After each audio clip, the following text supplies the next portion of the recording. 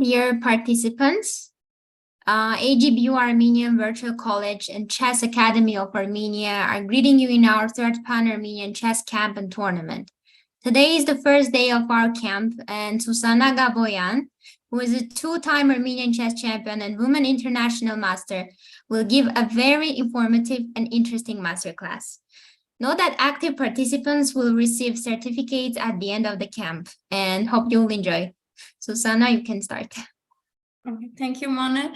Good evening, everyone. It's such a pleasure to be here with you, to share my knowledge with you, to be a little bit helpful. Most of you, not most of you, some of you probably is the first time that you are being in Armenia. And I guess Armenia is the country where you get in love with the country. And as I like to say, Pan-Armenian Games is more like to consolidate the Armenian diaspora to each other, to make more friends and have fun than to have some competition against each other. So I hope, not I hope, I'm sure that you are enjoying your time here, and hopefully you will get to know more about Armenia and Armenian culture, which is very important, especially now for us. So, and now I will move a little bit to chess. Oh. I'm sorry. So, about the chess, I collect some examples about the positional game. Nowadays, most of the players are concentrate to the openings. They learn the openings, they learn a lot about the openings, and when the opening is over, most of the players don't know how to continue the game. So today I'm gonna have some examples about the positional games, how to coordinate pieces each other, how to get better in positional chess, how to find best ideas, and everything. Okay. And also I want the lesson to be more interactive. So I'm going to ask you during the examples, I'm going to ask you questions. And here is the button that you can raise your hand, and feel free to have to say your ideas, your thoughts, and everything you want to say. Okay, now I'm going to share the screen, and will be the first example.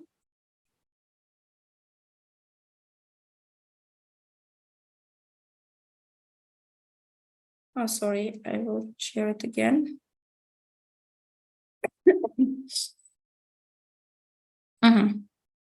Let me know if everyone see the screen. Yes, it is visible. Nice. Okay.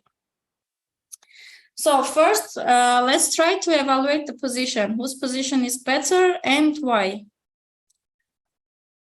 You can think a little bit and answer the question.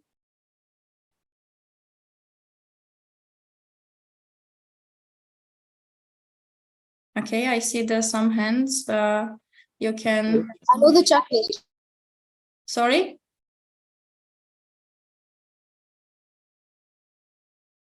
Okay, do you have an answer, Shahan? Okay. Yes, because White's king is weak, and Black's pieces are targeting towards White's king side, which is very good. Very good. And Sanasar? Okay, so blacks have some good, strong games. They can play with something strong here, because White's king's position is very bad now. They don't have any strong figures now. Nice. Okay.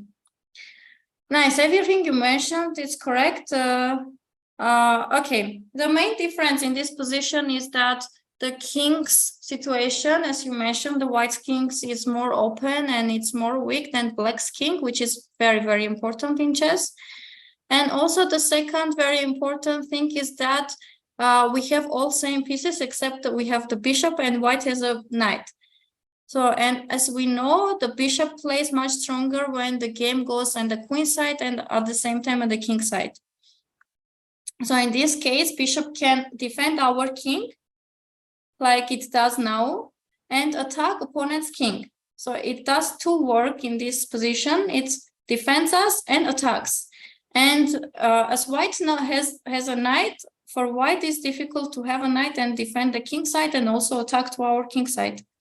So this is the main advantage that black has in this position, that we have a bishop and white has a passive knight. And also now we are going to talk about the activity of the pieces. In this position, as we can see that black's pieces are very, very active, like all of them. The bishop stays in very strong position. Looks like the queen is also staying in very strong position, also the rook. So in this position, we don't want, of course, to move our bishop from f6 because it's targeting the b2 square and the king side. Also, the rook we don't want to move because the rook stays on the open file and again helps us to attack the king. The queen is also staying on b6 very good, but can you say the square that you would like to put the queen in this moment in this position? And it can be like impossible move. You can put the queen, for example, to h2 or somewhere. Take the queen and put in some square that you would like to put it. What will be that square? Okay, Ararat. Queen e6. Queen e6. Okay, what is your idea with queen e6? We go to queen a2 and then queen a1. Very good. Did you want to say the same, Shahan? Yes, and I was also saying that we can take advantage of, like, we can use like some sacrifices, like after like some time, like we can maybe sacrifice our bishop on b2 and even sacrifice a rook on d1, and also we can put a rook on c8 aiming the this c2 pawn, and we can utilize the pin on the c file. Yeah, that's also a good idea. But as Ararat said, Ararat's idea is the very strong idea. Black played here queen e6, and why did I ask why he played queen e6? Because queen e6 has the idea to bring our queen to a2. At the same time, queen on e6 is defending the f7 pawn, which is also very important. In this position, we could not take this pawn on h4 because our f7 pawn is hanging. But when we are bringing our queen to e6, we are defending our pawn and we want to bring our queen to a2. And also now we want to take the h4 pawn. So here white played g3 move defending the h4 pawn. Of course, we are continuing our idea, queen a2. And here white is playing c3. That if we play queen a1 check, they can go king c2. The second question is here. Again, you have to find a strong idea for black.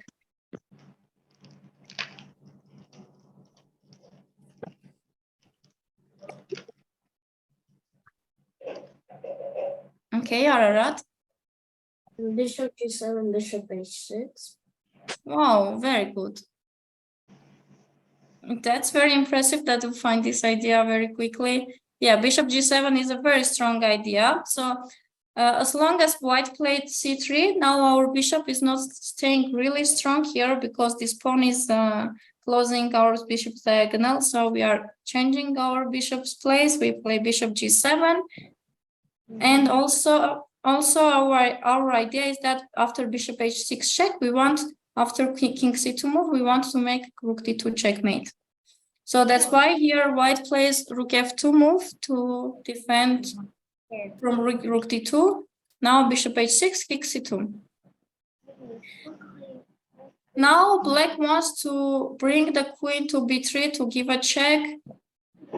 Then either the d1 will hang or rook has to go back to f1, and we are getting the d2 square for black's rook.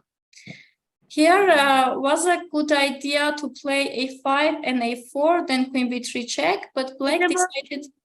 What about queen to a1? Queen to a1. Now then your f7 pawn is 7 pawn, yes. yeah. So black here decided to make the same idea, but in the other way. They played rook b8 with the same idea to give queen b3 check. White played rook f1, queen b3 check, king b1, and rook d8 back.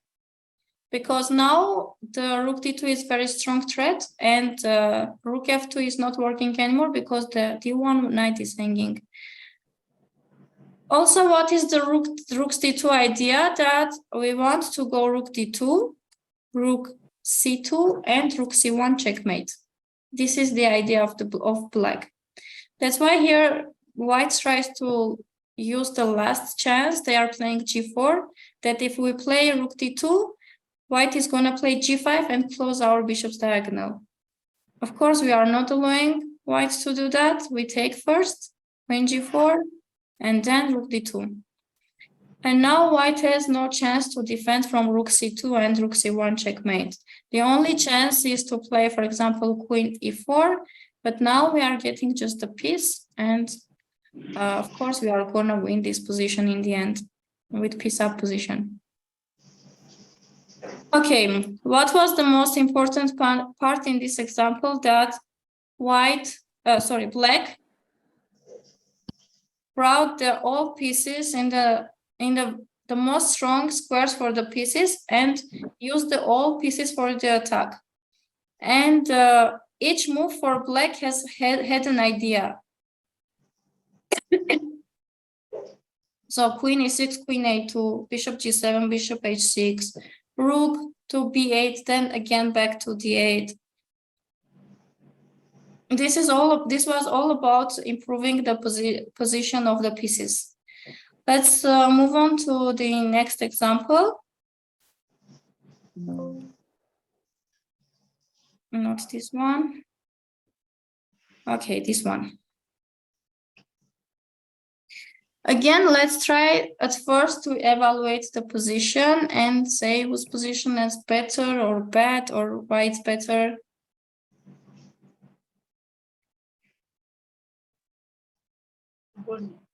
White's position looks better because white's two bishops are like very active on the open board, and black's pieces are very black's light squared bishop is very passive on b7 and is not doing anything, and black's queen on b8 is also not doing anything, and so do his two rooks. And like in this position, we are going to just start attacking on black's king side.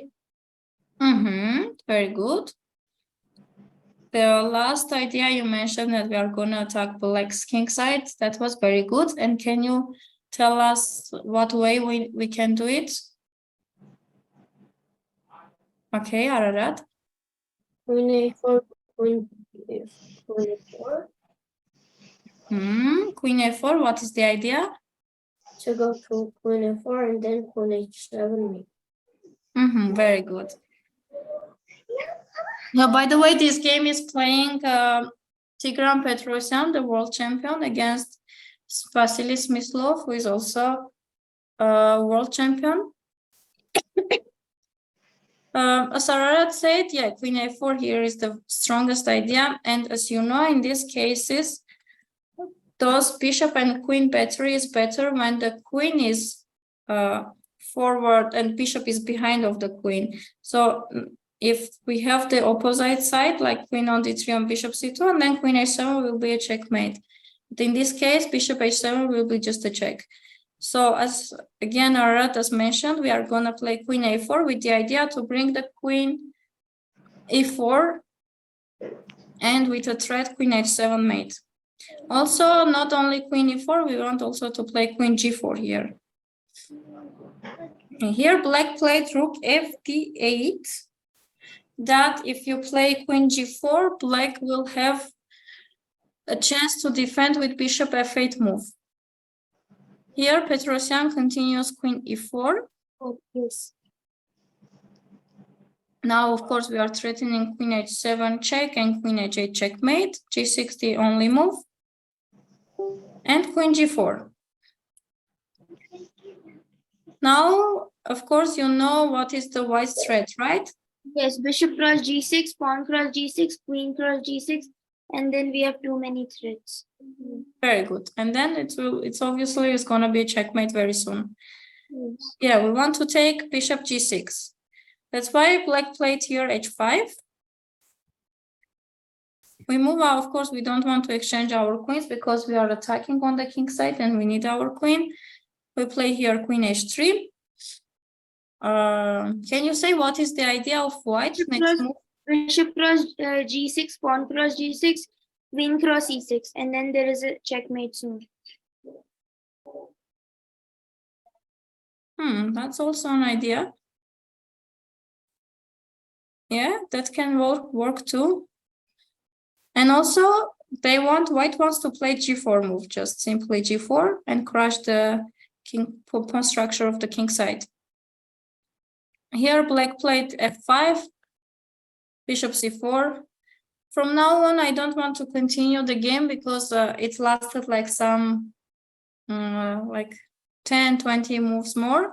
But in the end, of course, Petrosian wins because the position is all collapsed for black. The king side is totally crushed. Black has no pieces in the king side. And sooner or later, it's going to be, of course, a checkmate. So the most important part was that we activated our queen. If we don't do those moves, for example, if we make simple moves here as white, in several moves, black can get equal position very easily because it's not like obviously white is winning here. If you don't make this strong idea with queen a4 and activate your queen, the position is going to be most likely equal.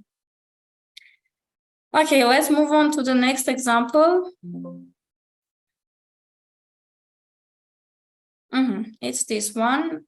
This example is one of my favorite examples. Again, try to evaluate the position and what would be your idea as white.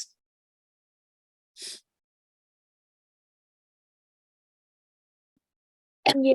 In this position, our position is better because we have more active pieces than black's pieces, like his knight on d7 and his rooks that are completely blocked by their own pieces, and our knights clearly better. And the c5 pawn is doing a good job holding the e6 and d6 squares, like they are outposts for our knights if there is any way to get to those squares. And also f4 is a threat that is coming to crush black's king side. Very good. So you say the white's position is much better and you suggest the f4 move. Yes. Okay, good. Any other thoughts or opinions? Okay, Sanasar. Oh, I think it's looks like a draw position more, because both of them don't have any strong figures, like any strong pieces. They have black have two pieces and white has two. And it's hard to say that white's position is better or black's position is better.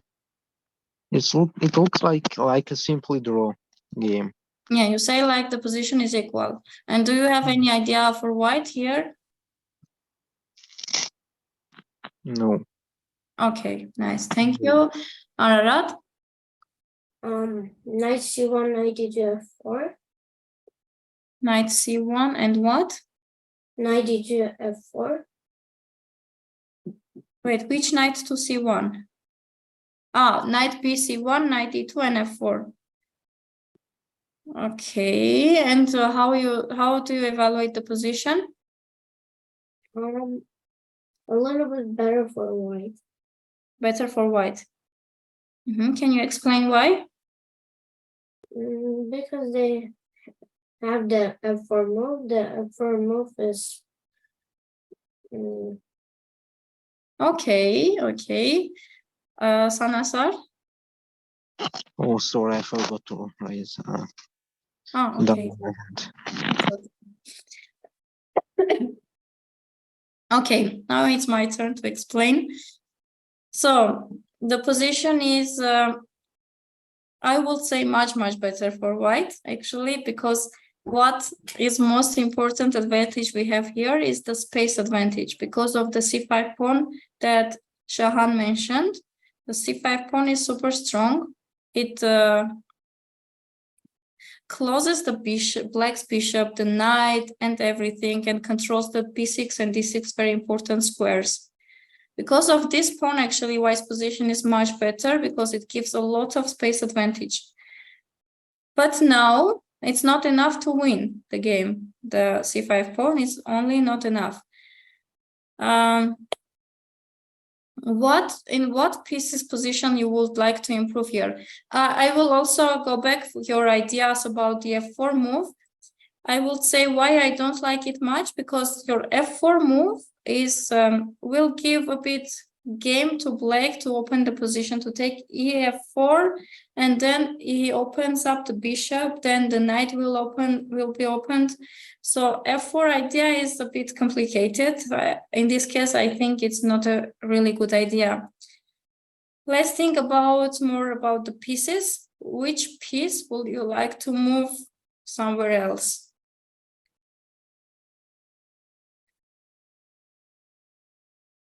Nelly?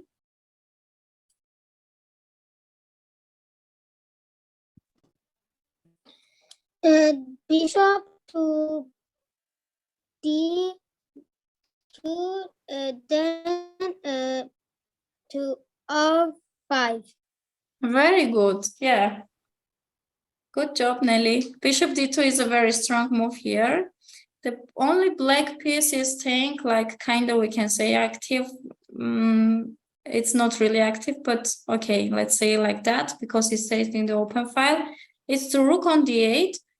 And also, let's say, okay, about the queen on c7. Bishop d2 is a very strong move with a strong idea, bishop a5.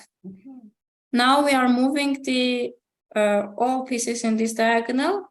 So the queen has to move, rook has to move. If you want to keep your rook on d8 and play, for example, queen c8, bishop a5, knight c7, this position, of course, is awful for black because all pieces are blocked. They all block each other and none of the pieces are playing in this game. That's why black decides to play rook e8, bishop a5, queen c8 to keep the knight on e6, at least. Here, white plays rook fd1. Black has actually no move with any of his pieces. They just played rook a8. And the last idea, that's what piece to improve for white in this position. Okay, Ararat. Knight before rook d6, rook ad1. Can be, but with knight b4, you are letting black to play bishop f8 and attack your c5 pawn. And also rook d6 you will not have because he always have bishop f8 and attacking your rook. What else? Can I say? I think h4 is a good move. We can update our position just. Yeah, h4 is a strong, very strong idea. We are bringing our last piece, let's say bishop from h3. And yeah, from now on, I also don't want to continue because the most important parts we learned that how white activated the pieces. It took like several moves that black resigned in this game, but we are not going to go that deep. So again, it's all about improving the positions of our pieces and make opponent's pieces more passive and our pieces more active. If you don't have any questions about this example, I will move on to the next one. No question.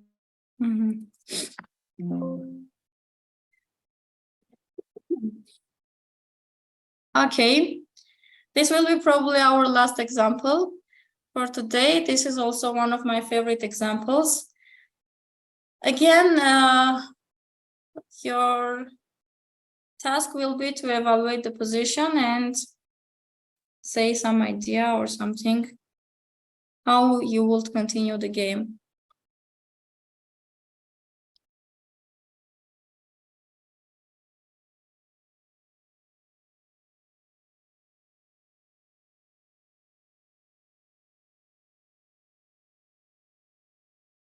Okay, Ararat. 92, knight c1, knight b3, and then knight c4. Again, 92, knight c1, knight b3. knight a2, knight c1, knight b3. Okay. And whose position is better? White. White position is better. Okay. Who else? Thinking of doubling the rooks on the d file because it's an open file and we can use the advantage, and white's position is more spacious because it's more active because like black has double pawns. The e5 pawn is actually blocking its own bishop on the diagonal. The knight on b6 has an outpost which is very good for the knight, and we are going to the rook has an open file which is very useful right now. And anytime when the rooks get exchanged, we can just go knight c4 and then attack the a5 knight when the rooks get raised off. So you say that white's position is better, and you suggest knight c4 move. Yeah, I suggest for doubling up the rooks, like rook to d2 and then rook to d1. Okay, very good. Sanasar. Okay, I had some this position we have in my classes, like the best move is knight b1 because blacks don't have any moves to do where all pieces are blocked. And we just need to upgrade our position. We just need to help our knight on b6. Okay. Yeah, obviously you saw this example. So here black has only one idea. The only piece that can move for black here is the bishop from g7. Black has a simple idea to play bishop f8, bishop c5, move out from our knight from b6, bring his bishop to more active place, and then whenever we move our our knight from b6, then he can move the knight from e6. So in this position, as you see, black has no moves with us, like with these three pieces. If he moves the knight, then we take the bishop on c8, and we get the exchange up position. Of course, he has no square to move the bishop, and he has no square to move the rook on b8.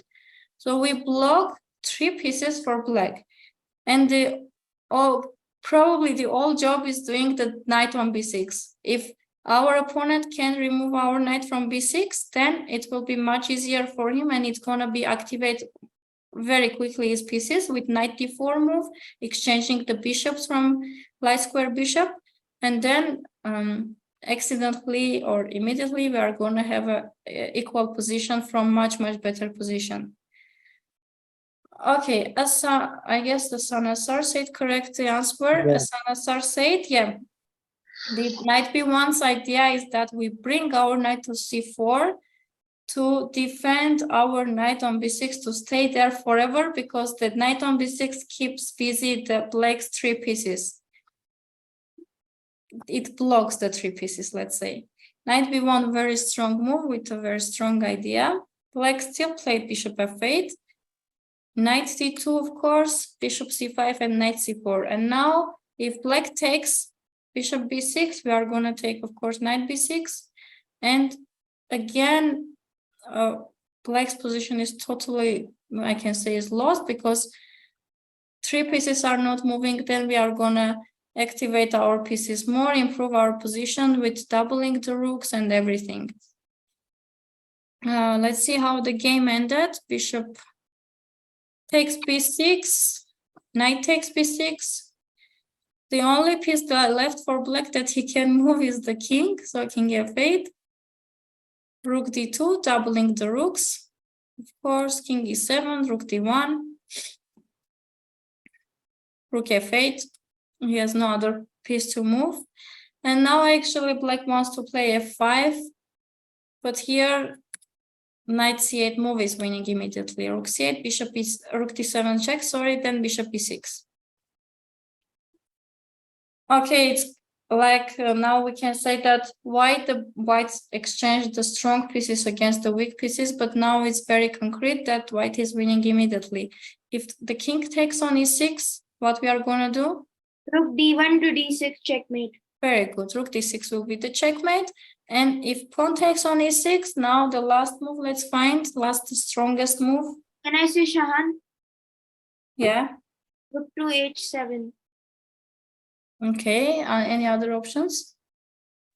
I like this example very much because I teach this example to my students. Okay, you don't say. Others, Nelly? The pawn in the G go to G4. Okay, David? I was going to say G4. What's your idea with G4 move? To like trap the king. Yes, I got another option. Rook to d3. Okay. Ararat? Rook G2, Rook C3, Rook C5. Rook d3, Rook c3, Rook c5? To get the pawn? You are almost checkmating here. Why do you need that pawn? Okay, so here was the correct answer. G4 is the strongest move, but what is the idea with G4 move? G4, we block the G5 pawn so that if we play Rook d3, he can't push the pawn and we checkmate. Very good. Yeah. Now, if you go immediately Rook d3, of course, still your position will be winning because black forced to give up the pawn.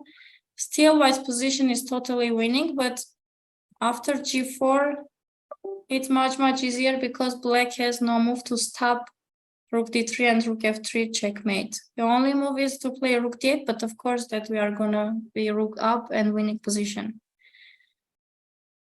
So hopefully those all examples were helpful for you to understand more better the positions, to bring our pieces to a better places, to better squares, to play with the idea, not just a move. To always remember this, each move you make, try to make a move that has idea inside, not just a move, to have the idea. The next lesson will start this Friday, the same time. It will be a masterclass with Grandmaster Manuel Petrosian. So we will resume our camp on Friday, and please join the same way for the lecture. And if no one has any questions, Susanna, thank you very much for this informative lecture. That was really interesting. Thank you too. And see everyone on Friday. Bye-bye.